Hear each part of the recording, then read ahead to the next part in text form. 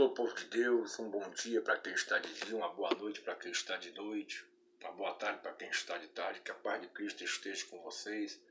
O último vídeo que nós gravamos, nós falamos justamente sobre o arrebatamento e a segunda de vida em Cristo e glória, baseado em 2 Tessalonicenses capítulo 2, versículo de 1 a 17, que nós falamos dois sinais que Paulo falou que antecederiam, o arrebatamento da igreja, que era a apostasia e as manifestações do anticristo. Interessante que nós falamos também sobre pessoas que anotaram datas para a vinda de Cristo e até hoje não se cumpriu. Eu me lembro que também anotaram para 1999, que foi o primeiro debate que eu participei, em agosto de 1999, ali na Rede Melodia. Eu, o pastor Martim Monteiro, o pastor César de Andrade, Jesus não veio, marcaram essa data, marcaram o ano 2000. Na Covan que eu vi uma mulher pregando que 1000 chegaria e 2000 não chegaria, E as pessoas foram marcando. E interessante que a Bíblia não dá advertência sobre isso. Em Deuteronômio 18, versículo 22, diz que quando um profeta fala algo em nome do Senhor e o que ele falar não se cumpriu, o Senhor não falou por meio dele. Então saia fora desses profetas que ficam marcando datas para a vinda de Cristo, para o arrebatamento e nunca se cumpre. São falsos profetas segundo a palavra de Deus. Mas hoje nós vamos falar sobre a China e seus exércitos, onde se encontra na Bíblia. Esse é o tema, Nós sabemos que a China é um país asiático e se situa-se no extremo oriente. É o país mais populoso do mundo. Em 2018, ela tinha 1.393 milhões de pessoas. Hoje a China já se encontra com mais de 1 bilhão, B de bola, e 400 milhões de pessoas. E o segundo país mais populoso é a Índia, com 1.300 e poucos milhões de pessoas. O seu presidente é o Xi Jinping, ele é o líder do Partido Comunista. E nós vamos agora, à luz da Bíblia, mostrar aonde esse exército se encaixa. Interessante que há 2000 anos, João, um simples pescador semi-analfabeto, Jesus Cristo envia o seu anjo para revelar os mistérios do futuro para João.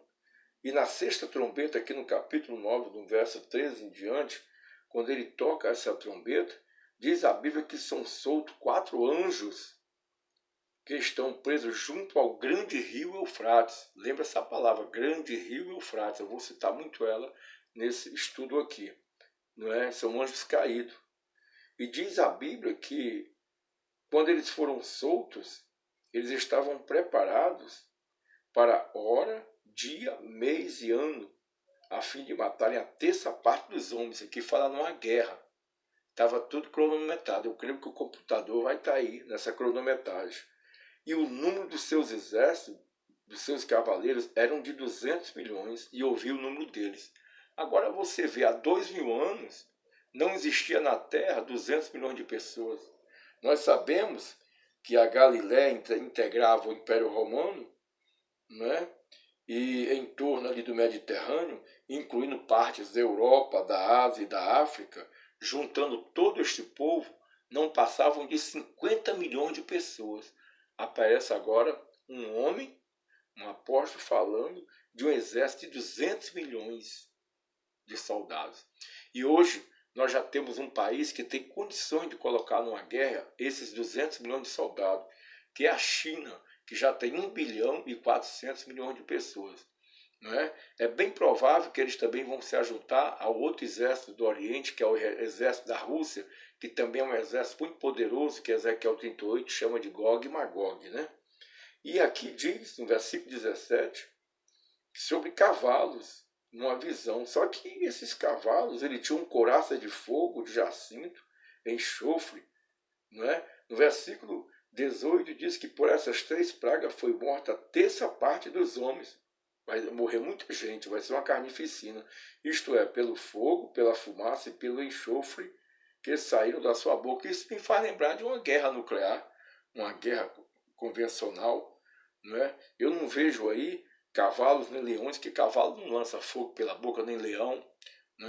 Mas nós vemos aí carro de combate. que lançam rojões, mísseis antiaéreos, mísseis incendiários, canhões, não é? Da qual vai morrer uma terça parte dos homens. E no capítulo 16, versículo 12, diz também que o sexto anjo derramará a sua sexta taça. Aqui é a sexta trombeta, porque 6 é número de homem, é número de imperfeição, que o homem foi criado no sexto dia.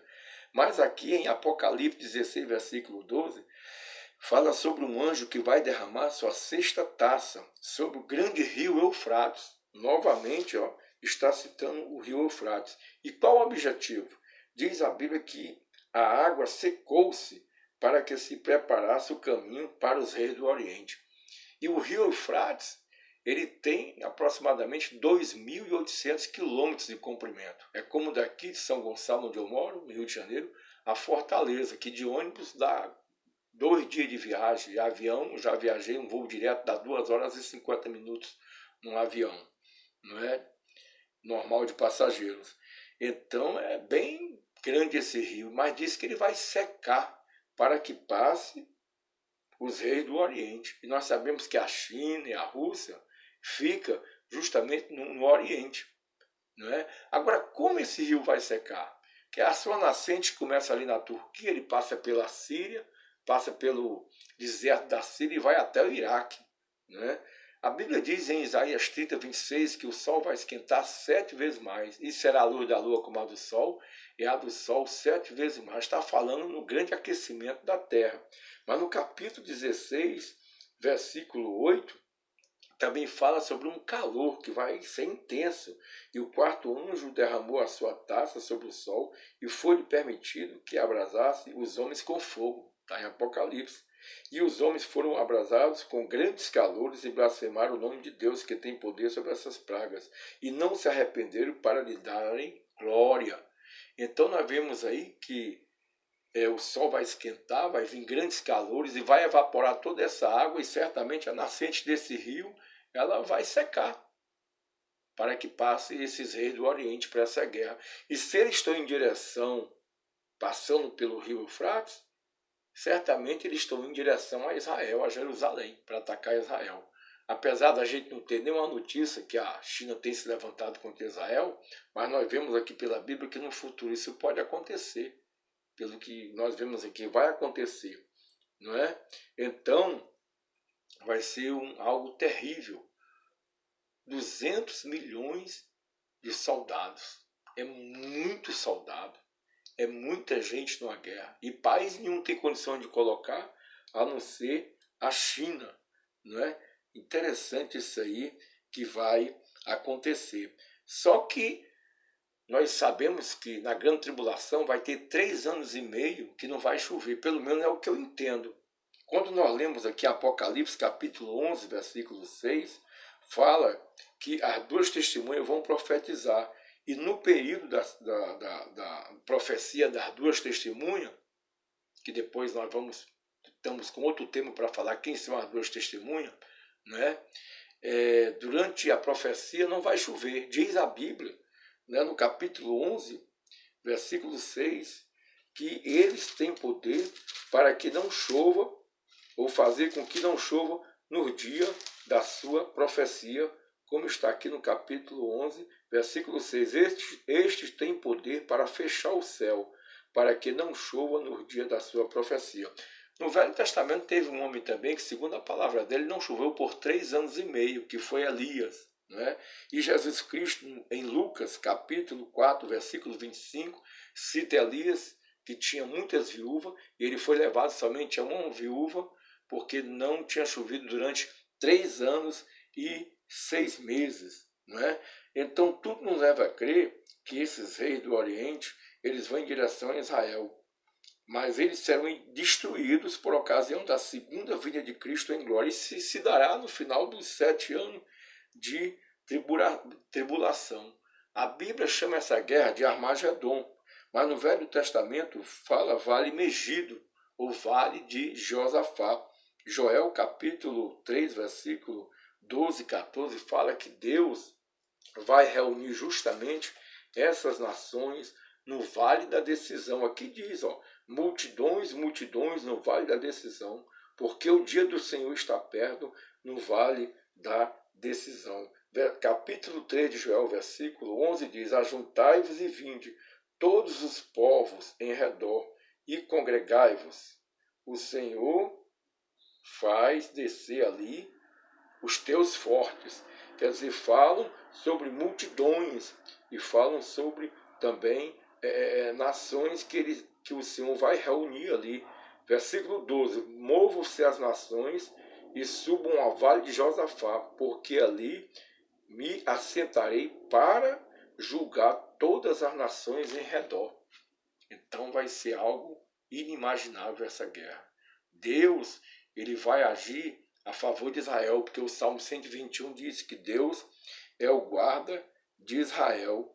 Então, tudo nos leva a crer, tá? Que esses reis do Oriente é justamente a China que vai entrar junto com a Rússia, né? Mas serão destruídas na segunda vinda de Cristo.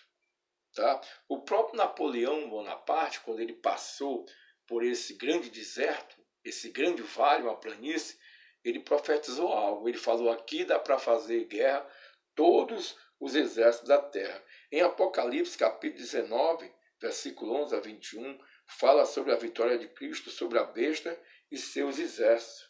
Né? E interessante é que também o anjo, ele chama as aves do céu para comer carne de rei, de comandante nessa guerra.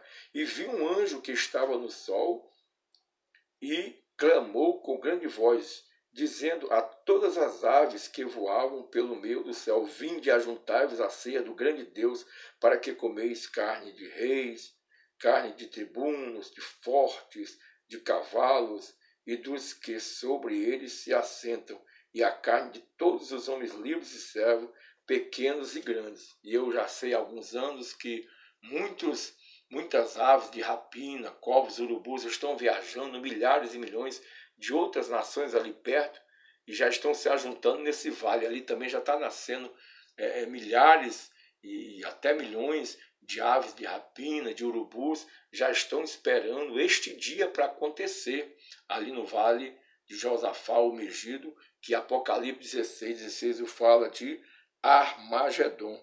Então, diz a Bíblia, né, que o Senhor vai vir, certo? E ele vai destruir o anticristo e seus exércitos.